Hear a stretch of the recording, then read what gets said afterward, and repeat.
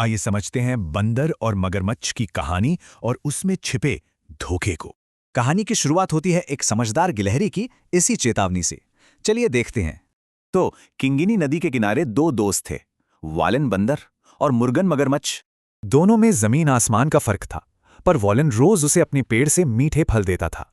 पर इस दोस्ती की परीक्षा तब हुई जब मुर्गन वो मीठे अंजीर अपनी पत्नी नीली के पास ले गया। फल चखते ही नीली के मन में एक खतरनाक इच्छा जागी। उसे बंदर का दिल खाना था।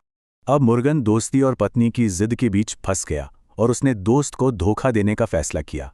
और ये धोखा कोई इत्तेफाक नहीं था, बल्कि एक पूरी सोची समझी साजिश थी। वालन को दावत का लालच दिया गया और वो खुशी खुशी मुर्गन की पीठ पर बैठ गया। और फिर नदी के बीचों बीच कहानी में एक खतरनाक मोड़ आया। मुर्गन ने साफ साफ बता दिया कि उसकी पत्नी नीली को वालन का दिल खाना है। अब बीच नदी में फंसा वॉलन क्या करता? उसे अपनी सबसे बड़ी ताकत का इस्तेमाल करना था। घबराने की बजाय वॉलन ने तुरंत अपनी तेज बुद्धि का इस्तेमाल किया और एक झूठ गढ़ा। उसने कहा, अरे दिल तो मैं हिफाजत के लिए पेड़ पर ही एक बर्तन में रखता हूं। उसने मुर्गन के लालच को ही अपना हथियार बना लिया और कहा, पहले बताते तो ले आता। मूर्ख मगरमच्छ उसकी बातों में आ गया और फौरन किनारे की ओर वापस चल पड़ा।